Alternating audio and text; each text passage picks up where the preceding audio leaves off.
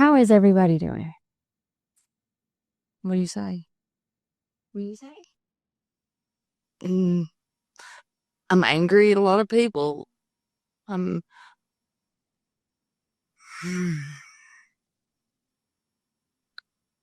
They forgot. Everybody wants to talk about what they do for this person. They're doing for these and they're doing for those, and they have forgotten. I mean, they're just gonna push it to the side like they have everything else that's ever happened. So, what do you say to that? I kind of want to start off with a question that I felt maybe has happened just by talking to all of you personally before this. Do we think that the world has moved on from Fordyce? I think they're trying. There's still the people that can't. It's gonna be there for a while because it was a very bad day. Very bad day for everybody. Would you say the community has forgotten? They're trying. They're trying to push to forget. But the ones that was there, the ones that was hurt, the ones that's lost their loved ones, they'll never forget that. And they shouldn't. When you close your eyes and you think of that day, you wake up one morning and it triggers you. You're brushing your teeth and you all of a sudden get a flash. What's the memory that pops up?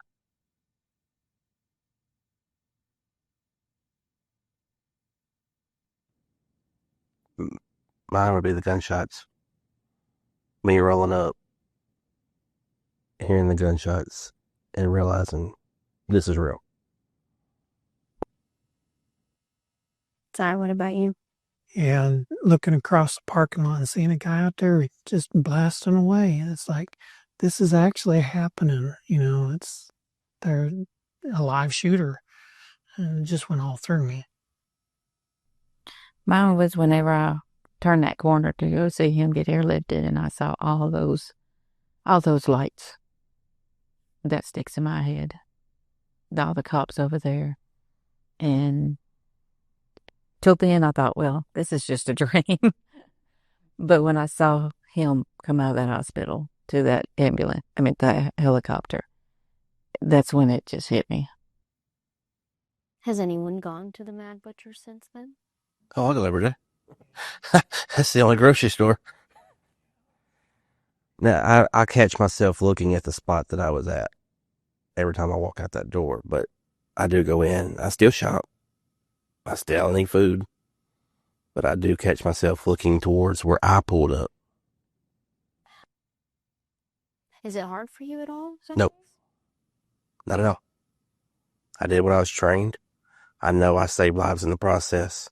I took his focus off them and on me. And that helps me get through the day every day. Knowing. I put on that badge every day knowing that could possibly happen. I don't do it for a paycheck. Now, Sai, that wasn't your job. You willingly went back towards this scene.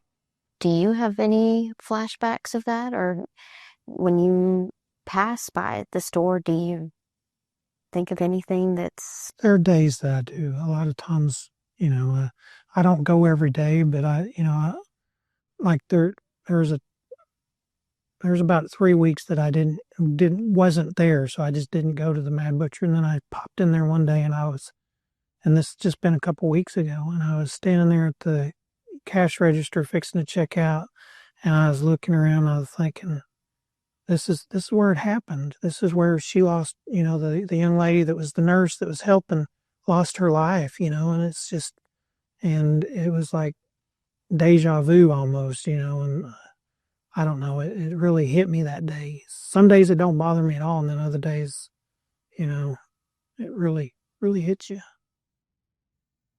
Did anybody here, do any of you know Callie Williams? I remember seeing her a couple of times at the hospital. I mean, when we would bring somebody in that needs to be checked, or other than that, I didn't know her. She was a local girl from my community, and I've seen her around, but it's not like I knew her personally. But I knew whenever I'd seen her, she always had a good spirit about her. It's just a good person. And so you saw her helping other people. I mean, in that moment, it's like time is either going really fast or really slow. So what was going through your head when you were seeing all of this stuff happen? Well, truthfully, I don't remember most of it. I don't really remember anything but seeing him. But, it's just, I don't know. I wish I could trade places with her some days, just because she had a full life and I'm, kind of halfway an old man now. I'm almost 50, and, I just sometimes wish that, because she had a full life ahead of her. She had kids that needed her very badly. And, I got people need me too, but it's just like, sometimes that's goes through my head anyway. And you got to just kind of not think about it, but the stuff does go through your head sometimes. How have you guys been coping with this? Therapy, doctors? I ain't had no need no therapy. Like I said, I know I did my job. I did what I was trained. I will agree though, time did slow really down that day. It seemed like forever. In reality, it wasn't. But I haven't had to have any therapy. Any counseling? Has anyone gotten with any other victims? Have you guys met each other, some of you? I've only met a couple, like Silas. Me and him had therapy together. I met a couple others. Uh, but other than that, I ain't met everybody. I don't think I have either. I was in the store the other day, and one of the cash registers, a young lady that last time I seen her here at the Civic Center at one of the events, and she was like, her husband was like having to hold her up for her to walk. She was using a walker and stuff. I never figured I'd ever see her walk on her own again. And I seen her about 2 weeks ago or something like that at a store, and she was walking on her own there by herself. Was it Brittany I believe so. Sullivan? Yeah, I believe so. It's like I just had to stop her and say, "You go, girl," because really put a smile on my face that day because I didn't expect to see that. Debbie, as a mom, getting that phone call from an unknown number, hearing the other voice on the end of the line saying, your son's been shot. That was, it took my whole soul. My mama was sitting across the table at me. We was out to eat. And she immediately said, "What's wrong?" And it took me a minute to get it out of my mouth. And it was like I was in a dream. I mean, it just, getting out of the restaurant was just like, it took me forever, but it didn't. And nobody should have to get that phone call. But I knew when he signed up, why he signed up. And I knew that one day he would get hurt because cops do. But I just didn't expect it that soon because he had just graduated in December from Police Academy. And I was hoping it was on down and it wouldn't be like that, but it takes everything out of you and you feel numb. My mama had to drive me up here and it was like Fordyce moved. It was like we was on that road forever and we wasn't because she was flying. But yeah, it was something. I can't get over it sometimes. But I got a great husband and a great family. And I just pray the Lord gets me through a lot. And people ask me, my feelings about it. I can't hate him because I can't. Because I don't want him to see the light of day. Because I don't want to see him hurt nobody else. But if I hate him, then I have to answer for that. But I want to be at that trial, but I don't know if I can. I just don't know if I could handle it. What do you guys want as what is the outcome that you want? He needs to answer. And I know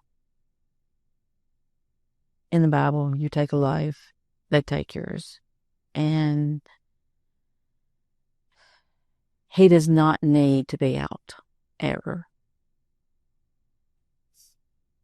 He can't, because I don't think anybody would feel safe if he come back to this town. I wouldn't feel safe, and I don't even live in this town. So he does not need to be out. Now, I know that you guys do not know the shooter personally. Side, do you? Pardon? Do you know the shooter personally? Have you seen him before? I had seen him around town. I didn't know him personally, but yeah. I believe justice should be swift. I'd like to see it a little swifter than it's been, but that's my own opinion. I just don't. I'm like her. I don't think you should ever, I mean, person like that, you think, God loves everybody, but you gotta pay for your, crimes, and that's a crime, and you can't let somebody like that walk the streets. And I really don't think that it's doing justice being swift whenever somebody spends years in prison living off of our taxpayer dime. Maybe that's an opinion that I shouldn't voice, but I just don't really see that. I mean, two or three witnesses, it says in the Bible, that every word be established. And, you know, if there were witnesses, you got put to death in the Bible, and there were many witnesses, it should be swift. That's just my opinion. This is somebody that was a part of your town, somebody that a few others knew personally. They'd grown up with them, like Angela. How does it feel to have something like this in Fordyce? Did anybody think this would ever happen in Fordyce? Not at all. Especially from one of your own? How does it feel to know that it wasn't a stranger, it was someone right here? It just shows that you really don't truly know somebody. They put on one face, but behind a door, they're a completely different person. Of course, I see that every day in my profession. But here, I never thought this little town would. Of course, I knew, it's a possibility. Can't never say never, but you never know when someone's just gonna, hey, I'm gonna go shoot up the grocery store.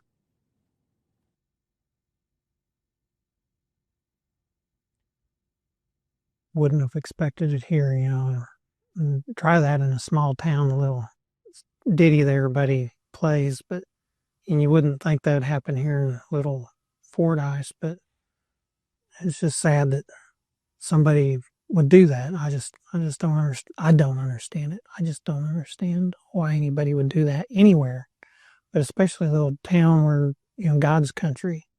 I just don't understand it. What were y'all doing right before the shooting happened? I know you had told me you were going in to get medicine for your wife. Yeah. So walk me through your day. Well, it's Friday. I work 10-hour days, 4 days a week. So Friday's my Saturday. And so I was, just taking it easy, just drinking my coffee, and just an easy day, Saturday, and I went down to get some stuff for the wife, she's sick with cancer and stuff. And so she needed supplies. And so I was going to the pharmacy to get supplies and her medicines and stuff. And that's where I was at whenever I seen him. So just an easy day that turned into chaos. I had just left the office where I got sent to the ATM by Walmart. They were going to unload it, and exchange the money. And they always ask for us to come up there and stand by while they do that. So, for security. And I was coming up college up behind the Mad Butcher. I had just talked to the second officer that was on scene, Murray. We had stopped and talked for a minute. And so I went on. I got to North Edgar right there at Marcellus. And that's when they called out and said, hey, shots fired. So I immediately I was already cut across. So I cut through the parking lot of Marcellus. And I was right there. I mean, seconds I was on scene.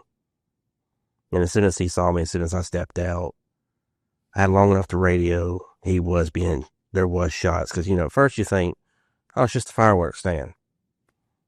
And as soon as I get there, I see two people running. So I place my unit between him and them. And I get out to investigate, and I hear shots. So I radio saying there is shots. That way everybody coming goes, hey, there is shots. As soon as I get out and I try to locate him, he was between cars, and he took me out fairly quickly. And due to the adrenaline, I never knew at first. Did you lock eyes at any point? I couldn't tell because he was at a great distance. He was up a distance where I couldn't really see him, but there was enough distance where he could still get me with the shots. And I just walked back to my unit, and he shot again, hit me in the head. And that's when I came to my senses. I need to let everybody know I'm shot. And then he was focusing on me. And then the other units got there, the other officers took his attention off me, and I went and got in the safety area for me. Do you shop at the Mad Butcher, Debbie? I didn't before. Do you know? I did. I made myself go in. I had to pick up something when I was headed to his house one day. And it took me a minute. I just sit in the car. But I needed it. I needed it for closure. And when I walked through there, I looked around, just taking everything in and just thinking of how it was that day. But yeah, I go in there now just because I want to show that ain't nothing going to keep me out of it. Because, I work in one of the biggest retails, and it could happen at our store. And so we have to go through all that. And I'm thinking, I'm hoping they went through the same training that we have to go through just to keep themselves safe. Do small towns grieve differently?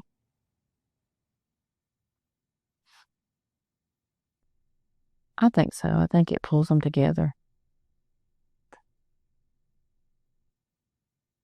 How do you think the community was with you when this happened? It all happened so fast. Every news outlet was here, from local to national to everyone else in between, for about 2 weeks. And then it was quiet again in Fordyce. Well, the community's held lots of little deals for us, and taken up. I mean, shoot, they had food giveaways right after the Mad Butcher incident, and for the locals and stuff. And I don't know, I just really feel like the people here are just have taken us into their hearts. I mean, I can go anywhere in the town, and a lot of times nobody will say anything to me because they don't want to bring anything up. But just that they know who I am, and it's not like I want that. It's just it's humbling. It really is for that, and it's I don't know. They just I got people that are friends. That they're like always there and glad to see me when I come in, and it's pretty wild. And they've done a lot for us. I feel like personally. Yeah, I mean, there was a lot of support for the police after that. We shown that day that our working relationship with Dallas County was very good. I mean, everything felt fired on all cylinders that day. I mean, we were there quickly. I know I can go anywhere outside of here now, and I recognize you, or I'll get my hand shook, and yeah, there's a lot of support. Yeah. What does healing look like for you today? Not what's expected for you and not how anyone else necessarily heals, but for you personally.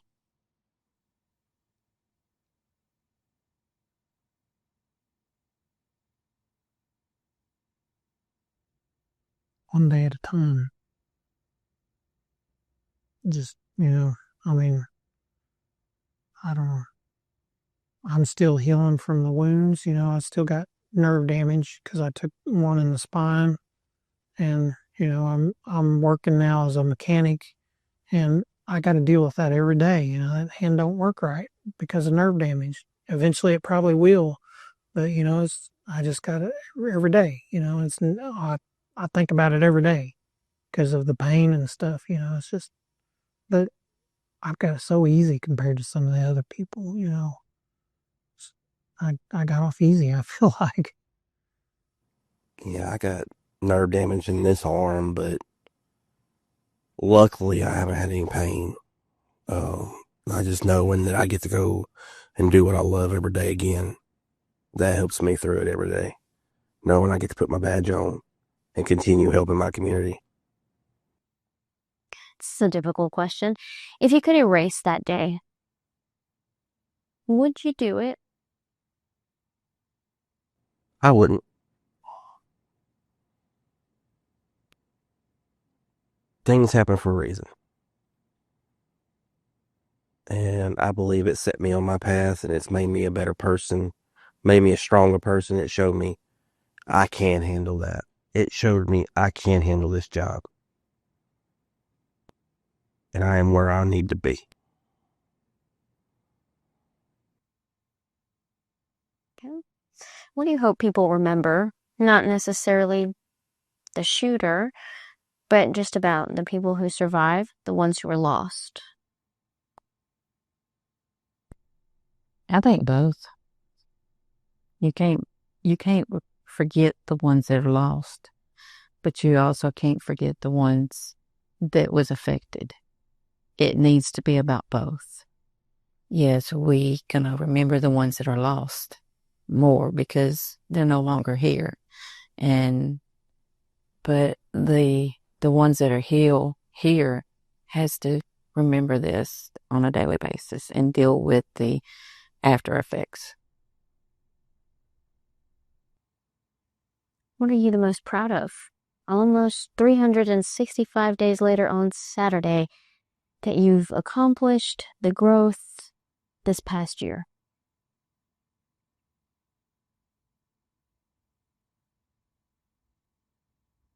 It's something that doesn't happen in everybody's life.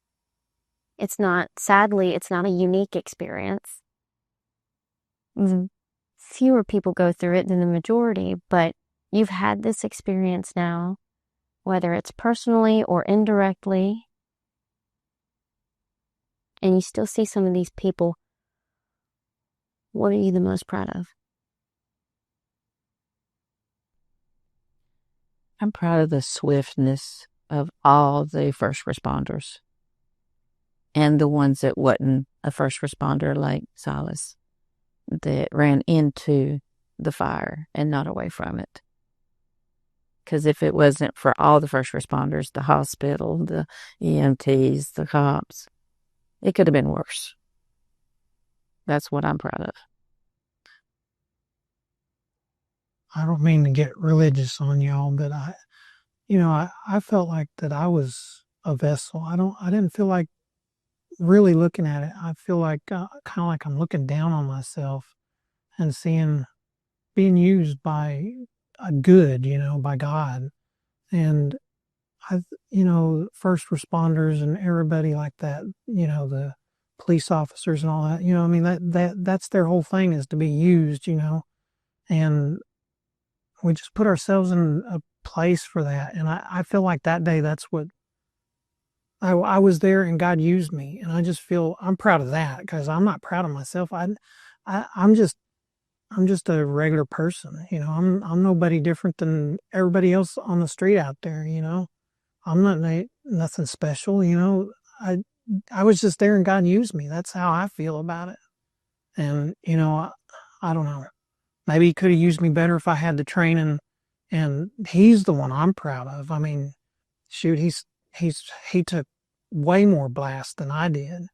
And, I mean, they were there very quickly. I mean, I've heard people, on both sides, oh, they were not quick enough or they were there real quick. And I agree with that. They were there immediately. You couldn't be there any faster than they were. And I'm proud of that because, little community, you'd think, no, they ain't going to show up quick enough. But they were there and they were ready to go. It's amazing. I probably wouldn't be here today if it wasn't for them being there as quick as they were. And that's the truth. That's the absolute truth.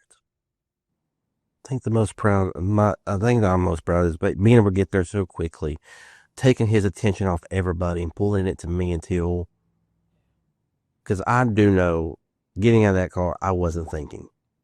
I did what my training just kicked in, because you go through training at the academy, we get 1 week of straight nothing active shooter, and then you have other trainings that you can do. But my training kicked in, and knowing that I pulled his attention to me long enough for other officers. Yes, I got shot, but in the process, it took his attention long enough for officers to engage and get there. That's what I'm most proud of. I have to say, the gentleman that took the 911 call was fairly new, and he paid attention to detail to give them. If he had not done that, he would have went in blindly, not knowing where he was at that point. He stayed on the phone with someone, giving him detail, and that helped them. And that guy was brand new on the job, so that helped a lot. They don't get the recognition, the dispatchers don't get the recognition that they should, because they're behind the scenes, and they do. They have to take that detail and give to these first responders, and he did great. Before this, I was a dispatcher. Yeah. He did well. He did really good. He did what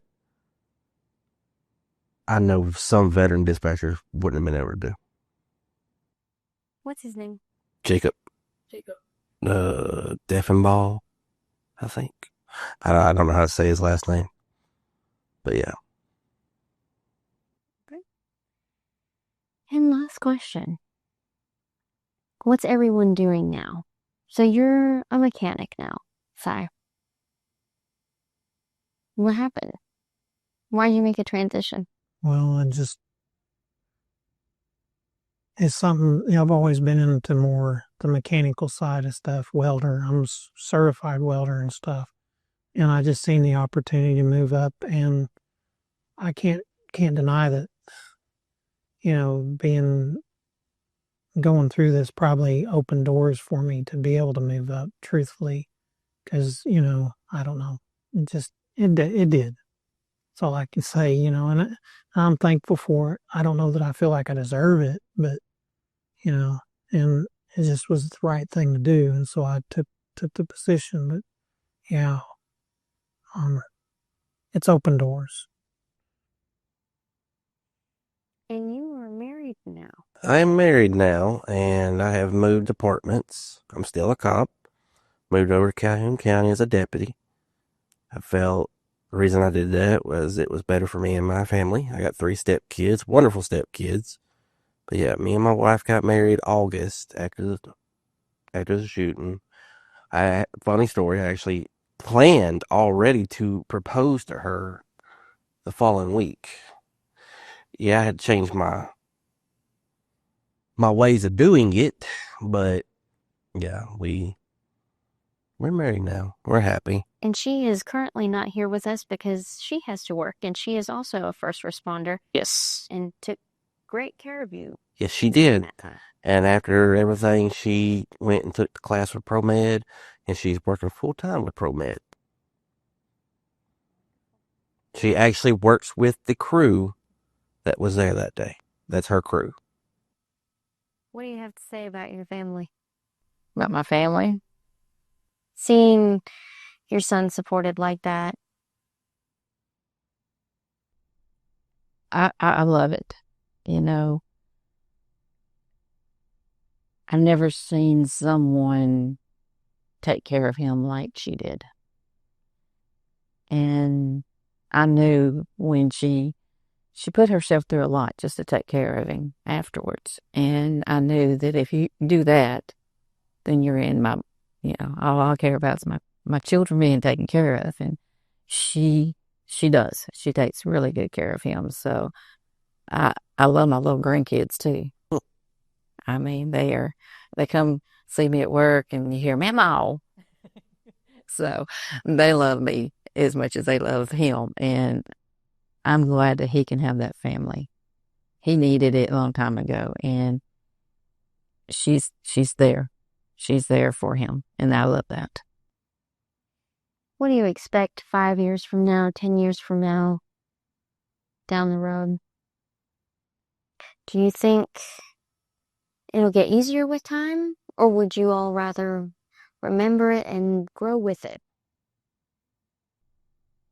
I think both of them, it will get easier with time and you will grow even though it's still there. Yeah. I just hope people remember the ones that laid their lives down. I really do, because I don't know, we're a little community and the people here will always remember, but I wish the world would remember, because, it is a changing situation and there's some very strong, good people that lost their lives that day. The guy that drove himself to the hospital, I worked with him, Mr. Sturgis, and he's a very strong individual. He's one that would put himself out there, and all of them, that they were there. I mean, she was there helping people. You can't get any more awesome than that. And Mr. Sturgis, Roy, the whole reason he was shot was he was trying to stop the guy. That's those the people we need to remember. I hope the world, not just the community, but the world remembers them because they're heroes. They gave it all that day. And Did anyone know Ellen Trump? She's also passed. I'm not sure. I didn't know hardly anybody. I mean, I'm from El Dorado. I was over here, moved over here because I got a job with Fordyce. They gave me my chance. And that's always going to be home to me, is that department. But I knew nobody. I was slowly knowing people, but because, like she said, I just got out of the academy in December before that, and I only been there for a year, and it was going on 1 month. 2 days after June was 1 month, 1 year, 1 month being with the department. So I'm still slowly learning everybody. What's something positive that's happened for each of you this year? Aside from what we've already mentioned.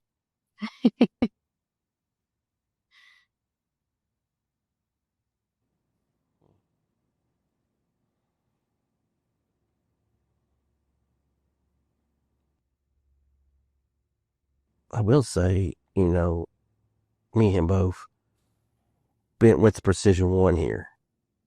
And, first question Daniel usually asks, what is your goal? I told him my goal was to be able to shoot, get my gun back in my hands. I won't go back on duty. I think that would be my positive, that. And then, of course, I got the Medal of Honor from the commission that controls our certificates, the CLEST. That would be my positives. What about you, Si? Just pushing on every day, and working through the pain and the physical stuff, and just pushing on. And, it's and I will have to say, Precision One is they're great people. I mean, I'm not trying to, do a commercial. No, we are not, but we are. Credit is due for them. I will say They're good people. They're I country folk, and I started right here, and he got me back to full mobility. Even the doctor didn't think I was going to be able to do this again. He thought this pinky was going to be stuck. But we even proved that he got me back fully mobile. So yeah, he's good people. Yeah. Credit where the credit's due. Yep. My positive is the one that sticks out is how Governor Sanders come down and she supported this community. She come down on a Sunday. She went to church. She went to the site. She met with all the police officers, and you don't see. She met with me one-on-one before she met everybody. It was on him one-on-one, and you don't see politicians come out like that. And she called him, and then she came and she visited with these victims, and that showed a lot for me and for her.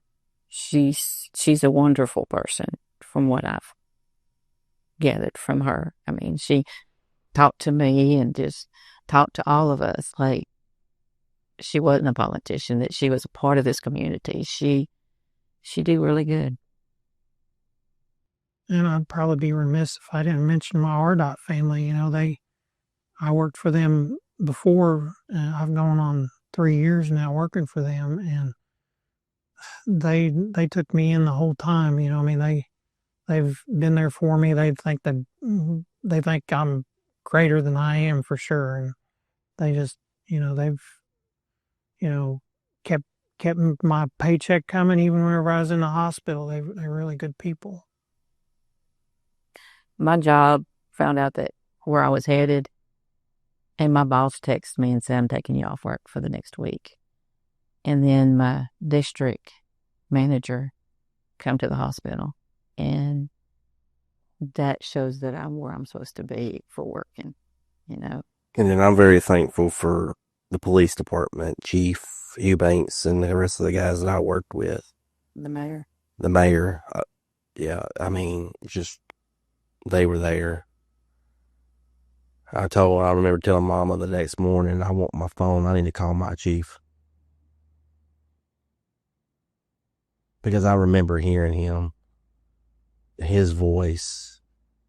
He was very concerned when he saw me. And all I could tell him was, I'm good, Chief. I lost a tooth. But I'm trying to, be my funny self, even though I'm sitting there laying bleeding. But the support from them was just tremendous. I've never had that besides from my family. So I'm very thankful to them. That's how you know you're in the right place. Yep. All right. Is there anything else you guys want to add? Okay. Thank you so much for your time. We appreciate you.